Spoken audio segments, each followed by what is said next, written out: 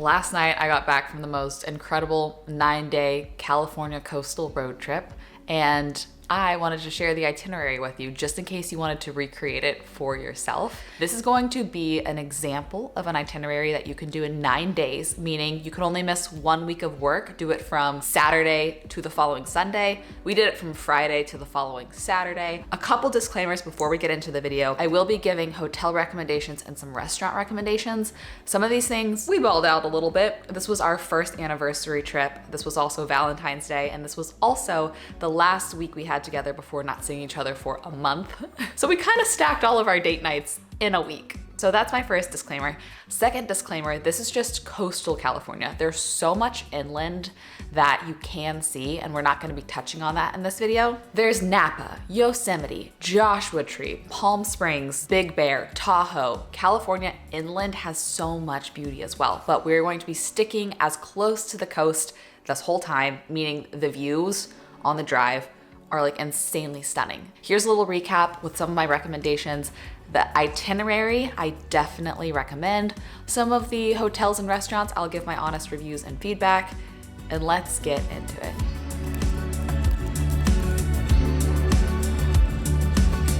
Day one, simply a travel day. We decided the best way to do this would be go as far NorCal as we can and slowly make our way back home. We live in San Diego, so for us, this whole trip was driving, which was great because we didn't have to get flights or a rental car or whatever, and that made it a lot more cost effective. But if you are somewhere else in the US or even outside the US, I would take a travel day and get to our furthest north spot, which is Trinidad, California.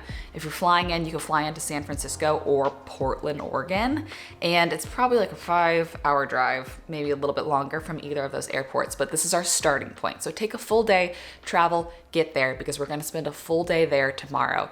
And Trinidad is the most beautiful, quaint little European town. Like, it feels like you are not in the US anymore. It's 300 and something people big, but there's still shops, restaurants, coffee, and the terrain feels like out of a Disney movie. Beautiful large rocks jetting out of this bay, but the bay curves around so you can like see the clouds coming over the mountains and the distance over the water. I think that this is the most beautiful spot I have ever been in all of California. So travel there, get a good night's sleep. We're gonna wake up tomorrow, we're going to explore. The spot that we stayed was quite special. This was an actual bed and breakfast. I made a TikTok about it and people were like, I can't find it on Airbnb. It's not an Airbnb, it's a true bed and breakfast, meaning you book it on their exact direct website and you wake up in the morning and you have a true breakfast prepared for you. This ended up being more special than I realized because we got to know the owner of this bed and breakfast, and the owner, Tyler, was just so accommodating. He made all the food celiac safe for me, and I'm gluten-free celiac. And the final day, he told us that he had actually just lost his husband the year prior, and due to his husband's passing,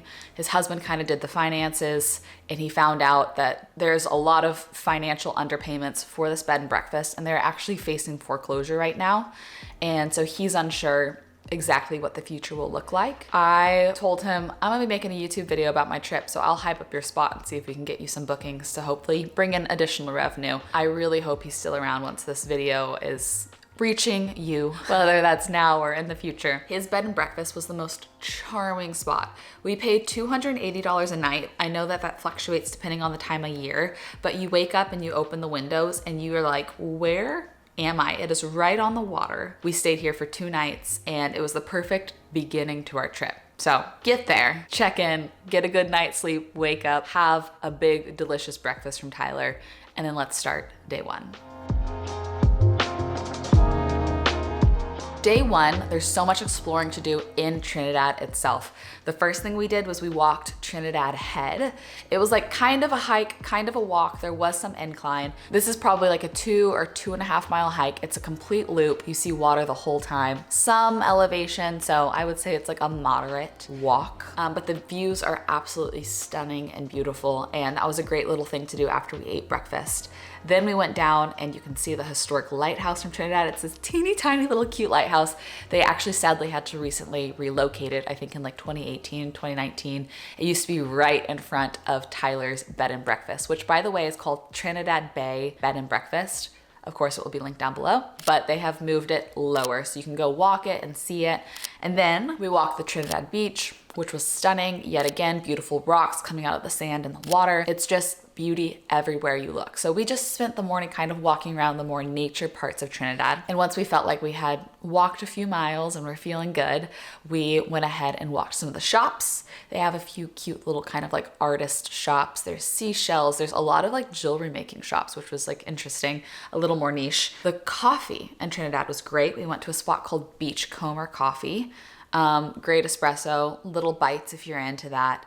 But we were kind of saving our appetite because we had also seen a really cute lunch spot called Trinidad Eatery. It had these old diner vibes in a very charming way, like fisherman meets diner meets Gilmore Girls all in one. I kind of felt like I was at Luke's Diner. And I ended up getting a crab melt on gluten-free bread. They were accommodating to gluten-free, which was huge. Hard to find in small towns sometimes, so I was pretty pumped about that. We ate a big lunch and a big dinner because we tried to fit in as many hikes as we could. One great thing about Trinidad, it is 15 to 20 minutes from the national park entry to go see all of the redwoods. So that was fantastic. So after lunch, we went ahead and drove 15 minutes into the national park, free entry, which I was super shocked about, and we hiked some redwood trails. We did some very, very calm trails. It was truly more of a walk. In case you want to do this exact same hike, we went to the Prairie Creek Foothills Trailhead,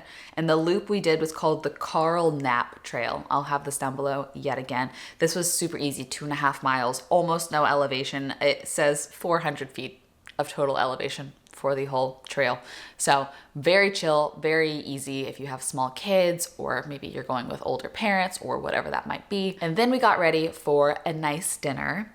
I found a spot called Moonstone Grill. I chose it because the views were insane. I timed our dinner reservation for sunset so that we could see sunset. The food was really good. It wasn't like mind-blowingly creative, but it was simple, it was good, especially for a small town. I was impressed. So that was a good, fun, get a little dressed up kind of dinner spot that we did to end our first day. Second day is gonna be one of the longer drives, but there is so much to see on the way. We woke up, we had breakfast with Tyler, we hit the road because we are going to drive all the way to Sea Ranch today. Sea Ranch is north of San Francisco. It's kind of like this unincorporated community. It gives like country club, coastal cowgirl feels. On the drive, there's so much to do, so we really just enjoyed it and stretched it out. The first thing we did is we stopped at Founders Grove to do another little hike. You might also hear it be called the Avenue of the Giants, but the trail that we did was called Founders Grove. This is in Humboldt, which is yet again more redwoods.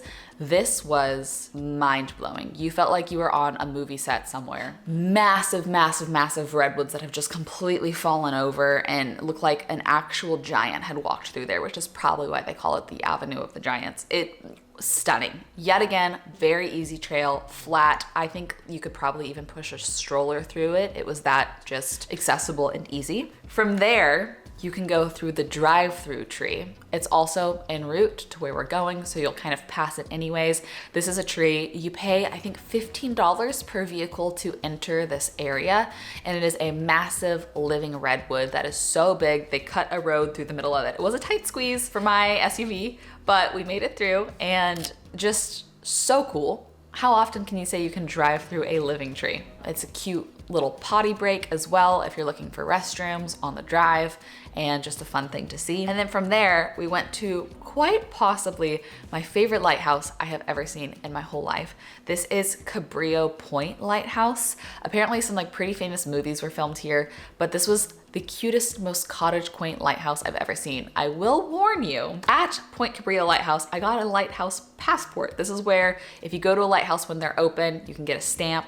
When you get enough stamps, you send it in, you can get a patch. Because of that, we stopped at a lot of lighthouses for the rest of the trip. But this one is the one that I would recommend the most out of every lighthouse we stopped at. It's just charming, quaint. The gift shop is precious. There's picnic tables. You could stop, you could have a snack. There's also cottages that you can rent right at the lighthouse that were the historic lighthouse keepers' homes. There's massive ones that sleep 8 people for $400 and something a night, or there's smaller cottages for $158 a night. If I did this trip again, I would maybe spend a night there, because how often can you stay at a gorgeous lighthouse? We also went to Point Arena Lighthouse, which was like another hour down the way. That was closed by the time we got there. It closed at like 3 p.m. So we decided to come back the following day, but beautiful to see. There's like cattle around it. It just, yet again, feels like a fairy tale. And then we went to check into Sea Ranch. Sea Ranch Lodge was the spot I wanted to stay on our actual anniversary because I had seen it on TikTok, and it is stunning, so beautiful. I will say the hotel doesn't really have any amenities, like there's not a fitness facility or a pool or a spa or anything like that. It still is a very nice hotel. It was a splurge, but the pricing was lower than what I expected for like how beautiful the rooms were. I think we got a free room upgrade because they put us in this like almost 2-bedroom room, but there's a fireplace in the room. There's this banquette seating. Every room has almost like a corner feel because it has windows on 2 sides, the way that the building is. And I just wanted to spend our anniversary in that beauty and have kind of an off day. So we checked into that hotel. We just had dinner at the bar, kept it very casual, went to sleep, which brings us to day 4. Day 4 for us was our actual anniversary, so we had this planned as kind of an off day. Spent a lot of time in the room, soaking up the beauty, walking around the property. Jordy took a surf, I read my book. We did go back to the Point Arena Lighthouse, which, did not know this until we got there. You can actually pay, I think it was $15 to get a tour to the very top. And this is the tallest lighthouse on the West Coast that you can go up inside of. So that was stunning. I think it was 144 steps. Do it if you feel like you can handle a little bit of cardio, but 360-degree views. They give you some history about it. It was built in the 1800s. It was just beautiful and so fun. So that was kind of our one adventure for the day because I wanted to go back and get a stamp there when they were open. And I'm so glad we did it. It was only about 30 to 40 minutes away from Sea Ranch Lodge and very worth the little drive. For dinner that night, we ate at the hotel. It was very good. I wouldn't say it was great. The views were stunning, but you get those same views when you're staying at the hotel. It was a little expensive, but if you're not staying at the hotel, going for dinner in order to spend time on the property might be worth it. That brings us to day 5. Day 5, we're going to go to the San Francisco area. We decided not to stay in San Francisco proper for a few reasons. We've seen it before. We've also had some friends recently in the last year, several friends actually, have their cars broken into when they stayed in San Francisco. So we were just a little like, let's stay outside of the city. And we stayed in Mill Valley. So we're going to be making our way to Mill Valley, which is just right on the other side of the Golden Gate Bridge. But en route, a few things to stop at. First, we were driving and I was getting hungry, ready for a snack. And we see a sign that says cheese and gifts. And I was like, we must investigate this. It was Point Reyes Creamery, which is a farm, a woman-owned creamery and farm with a beautiful like showroom gift shop situation. They have charcuterie things ready to go for $25. So we stopped in their little gift shop. We got like a whole charcuterie box that came with all the cheeses. They let you sample every single cheese that they make there for free. You can kind of go on like this free cheese tour. You can say hi to the cows. It was a great stop for like a snacky lunch, bathroom stop, anything like that. Love supporting anything woman owned. So that was a great accidental find. Highly recommend stopping there. And from there, we stopped at a couple additional lighthouses. We went to Point Reyes Lighthouse. Sadly, they close the steps too when the winds are above 40 miles per hour because there's a ton of steps down to get to it. The winds were above 40 miles per hour. It was a very windy day, but it was still really fun to like take the little walk. I think it was like a half-mile little walk to get to the spot where you can see the lighthouse. There's bathrooms there as well if you need them. And it was great to just get out of the car, stretch our legs, walk along the coast and see the beauty. And then we checked into our special stay for the night, which was actually a houseboat. Mill Valley has a ton of houseboats and a lot of them are on Airbnb. We checked in during low tide. So when we got there, the tide goes out so far that instead of being on water, you are in this massive mud pit. And I was pretty bummed. I was like, this isn't a houseboat. This is like the middle of this giant mud pit. So going to bed that night, I was like, I don't know if I would recommend this.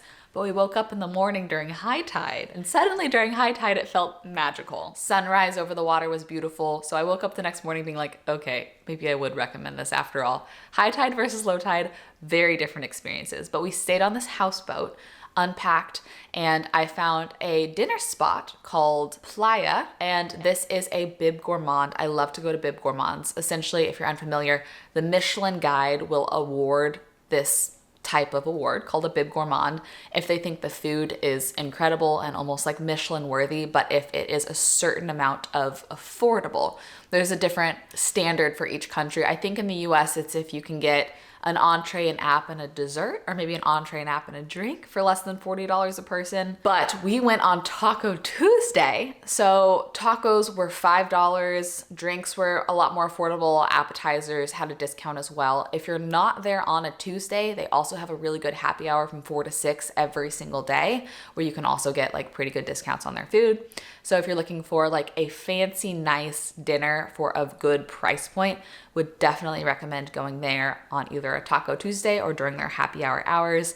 But that was our dinner for the night. And we had a lovely time kind of walking around Mill Valley. It felt like a charming little town with shops and restaurants. Just sweet. It just felt sweet. So we walked around that area, had dinner, went to bed. Day 6, wake up, drive through San Francisco, of course, go over the Golden Gate Bridge, pretty magical. We actually parked on the other side of the Golden Gate Bridge. There's a little lighthouse there, not really worth seeing, but sometimes there's beautiful surf. You can take pictures with the Golden Gate Bridge behind you. Fort Point Lighthouse is where you're gonna wanna route to park, to take the iconic Golden Gate pictures, see if there's any surf happening right there, walk around. There's bathrooms there as well. And we are going to drive all the way to Carmel by the Sea today, but of course there's fun things to do en route. My husband was very excited. In an area called Pacifica, they're currently building a Taco Bell cantina right on the water, right on the beach, which is hilarious. If you're not familiar, Taco Bell Cantina is like a Taco Bell that also has a bar. They were about halfway through building it by the time we were there, but they were still open for business on the back patio. So we stopped, got some little brunchy types of things, or he did rather. I'm celiac, I don't know if I can eat anything from Taco Bell, but the views were amazing, very clean bathrooms. Eventually they will have a bar there, so that's a fun little spot to stop for a casual fast food lunch with stunning views if you would like. We're gonna take the coastal route down and we're gonna make it all the way to Santa Cruz. We did stop along the way for some beautiful surf, hanging out at the beach a little bit, just whenever we saw a beach and waves that looked fun to both of us. I read, he surfed, it was great. We stopped at Pigeon Point Lighthouse, and then we made it to Santa Cruz. Santa Cruz is like a very cool surfy town. It kind of has an 80s grunge feel to it. I walked around the shops for a bit, but honestly, I would say that the main beauty is like kind of the coast yet again. Super fun to watch surf if you think that that is kind of your thing, and just a good spot to get out, stretch your legs, see another coastal town. And it wasn't too terribly much further to stay at Carmel by the Sea. Carmel by the Sea is very much like an old money town. A lot of shops to walk through, honestly. Like if you're here to shop, this is your place. So many shops, so many quaint restaurants. It's definitely giving old money. It definitely is. We stayed in a hotel called the Stillwell Hotel. Very nice hotel. I feel like they bought up an old motel and they made it over really nice. The price point though, I don't think was quite worth it. I think that it was like $500 a night, and I would have honestly rather saved the money, stayed in like an Airbnb. That was my honest review. Everything was like, the bed was nice, the furnishings were nice, it was nice, it was in a walkable area. I just don't know if it would say it was worth the price point. But this was our big fancy anniversary dinner. I kind of saved it for tonight, knowing that we would be literally right across the street from a 1 Michelin starred restaurant called Chez Noir. But this was a cute restaurant. It had 1-star prefix menu, so it was a little bit on the pricey side.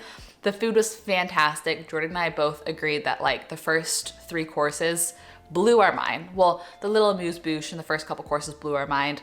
The mains were a little bit disappointing for both of us, but the experience was wonderful. We had a great time. I think the menu is seasonal, so I'm sure it rotates pretty frequently. All in all, if you're looking for a very fancy experience, I would say it was great, but it was nice to have a really fun splurge of an anniversary dinner. Day 7.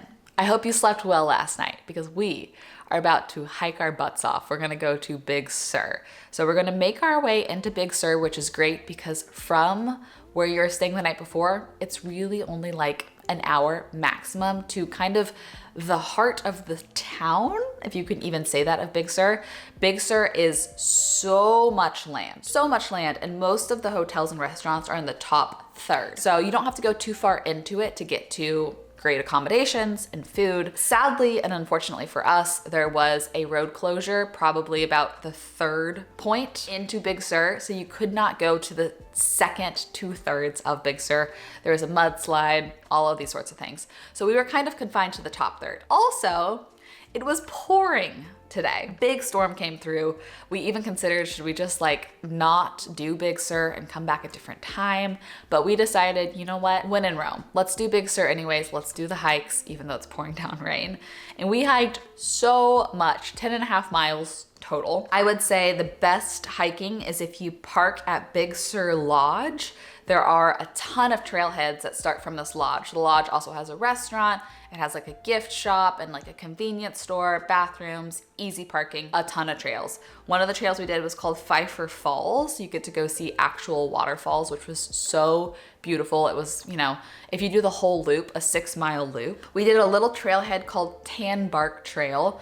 It is a steep decline at first, but then you go through this tunnel and you emerge on the other side into this sea otter reserve. It's like this little inlet off the cliff where sea otters are just playing. Even in the pouring rain, we still saw sea otters playing around in the waves. So that was precious. Totally recommend. We stayed at a really cool spot called Diet Janse. This is a historic hotel from the 1800s. All these little cabin cottage situations. There's no cell service, there's no Wi-Fi, there's no TVs, there's nothing. They have one emergency phone on site should you need it. We got a room that had a fireplace in it, which definitely recommend because that was so cozy. We made a fire like 3 times. At night, before dinner, after dinner, and the next morning. They have little house cats running around everywhere, not in the rooms. Don't worry if you're allergic, they're all outdoor cats. But it was very cool. I did not know if I was gonna love it or not, and I loved it. There is a beautiful store called Phoenix, and it's like a gift shop with a crazy view. I had so much fun walking through that. And then if you walk up the steps above Phoenix, there's a really cool restaurant called Nepenthe. I hope I said that right. Honestly, like the most stunning views. We were there on off season, which is another reason why I love having our anniversary in February. Hotels are so much cheaper everywhere in February than like summer. One of the servers there told us that during main seasons, there's normally like an hour-and-a-half wait to get into the restaurant, but I can see why, because the views are beautiful. We did not eat there, we just stopped for a coffee. I did look up the menu. Food in Big Sur is expensive. Like, I was shocked at how expensive food was everywhere. So maybe pack some things to eat, you know, a picnic, lunch, or dinner. But if you're okay to spend money on the views, I want to go back and eat here. The menu's small. We ended up eating at the Sur House, which was at one of the Alila resorts in Big Sur. So expensive yet again. The food was good. And it was nice in there, but I just don't know if I would recommend it for the price point. I would probably rather spend my money somewhere like Nepenthe, where the views are insanely beautiful. Can't vouch for the food. Don't know how gluten-friendly they are if you're gluten-free like me, but that just seems like more of the experience. Day 8, wake up, have breakfast at Diet Janse. I totally recommend eating there for breakfast. Pricing, I would say, was fair for breakfast, but the interior of the restaurant there is this fairy masquerade, medieval cottage with twinkle lights and a fire roaring experience. It was so cool. Breakfast had a ton of gluten-free options. I got an Eggs Benedict on gluten-free. We got gluten-free blueberry pancakes. I was just very impressed with all that they had to offer. But we are going to drive to Santa Barbara today. A ton of fun things to see en route. First is you're going to leave Big Sur and you're going to drive to the Guadalupe Dunes. This is crazy. You can actually go into an RV park, and in the back corner, there's like a little walking trail that will take you straight to these massive sand dunes. You feel like you're on a different planet. They are 40 feet tall, endless. You can run up and down them, and makes for some pretty cool photos as well. I can't wait to see how that film turned out. We drove through San Luis Obispo. Then we stopped in maybe my favorite town that I went to this whole trip. It's called Solvang. This is like a little Dutch, Danish town. I say little, I expected it to be little. It was so much bigger than I thought it was. So many shops, so many restaurants, windmills, just cute things. Doherty got pastries. We had a little happy hour here. This was Valentine's, by the way. It was $29 for both of us to get drinks and apps total. So that was great. We went to the bar inside of the Lansby Hotel for their happy hour. And that hotel also looks so cute. Would love to go back and stay there and spend a whole weekend in Solvang. I feel like I could spend 4 days there and want more time. And then from there, we're going to make our way to Santa Barbara. We stayed in the Drift Hotel. I don't know what happened here. I got just the normal room. Maybe I put in the notes that it was an anniversary trip. They surprised us and upgraded us to the penthouse suite. I looked up this room in February. It's $1,700 a night. I don't know why they gave it to us. I posted on my Instagram stories and someone said, it's because you're an influencer and they knew you'd post about it.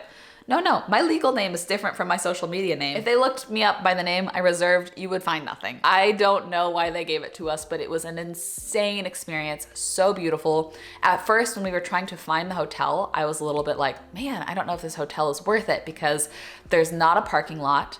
It was on a busy street that you can't drive up. It's blocked off for like all the bars. So we had to like park pretty far away, lug our suitcases. There was no front desk. I couldn't get the entry code. I was like feeling a little like this hotel's not worth it. And then we walk in and they had upgraded us to the room and I was like, so sorry for complaining. So because the room was so beautiful, we were like, we don't want to leave this on Valentine's Day. Let's just order in. We ordered in Indian food from a spot called BBG, yet another Bib Gourmand. The butter chicken was my favorite thing that we got there. The mint chutney was also incredible, but we just got, some butter chicken and a couple other things. And we had a Valentine's night in the room in this insanely beautiful hotel. Wake up, day 9, our final day. We walked around the Santa Barbara shops. There was a really fun antique mall, but then we decided to continue on. We drove through Ventura. We got a coffee at a spot called Prospect. Their matcha there was honestly so great. We walked the shops a bit. I honestly don't really recommend. I feel like your time is better used elsewhere. And we went to LA actually to see a friend for dinner. We just picked up some sugarfish, which is my favorite sushi in the whole wide world. If you're visiting from not California, there's a spot called Sugarfish. So good. You can get it to go delivered or you can dine in. They don't take reservations, but there's also no tipping. So I feel like the price for the quality of sushi ends up being so fair. We made our way home to San Diego, but it was a beautiful trip. If you want to extend the trip and spend a few more days down in San Diego, come hang out in Oceanside. I could do a whole separate video on like San Diego, North County San Diego, Oceanside, Carlsbad, Encinitas, all of that. But that was our full trip and itinerary. We got to see so much, from the redwoods to the beaches to Big Sur and the massive cliffs to the sand dunes to small towns to great food to houseboats. It just felt really all-encompassing and well-rounded. So this itinerary can be copied. Camping,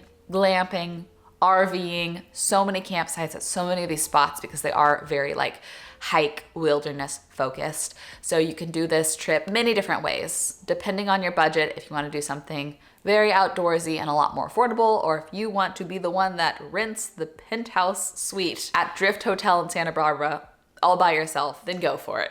But in case I missed verbalizing any of the names of the hotels, restaurants, towns, I'm going to type all of this up very nice down below with where we stayed, what we ate, the activities that we did, in case you want to just reference that, screenshot it, copy paste it into your notes app and save it for a future date. But come visit this beautiful state. I hope you enjoyed this little recap video. I hope it was helpful to any of you if you've been planning a road trip, even if you just want to do 1 or 2 of the stops, see somewhere new, hopefully seeing some behind the scenes footage will give you, a greater picture of the things you can do in these areas and towns. So I love y'all.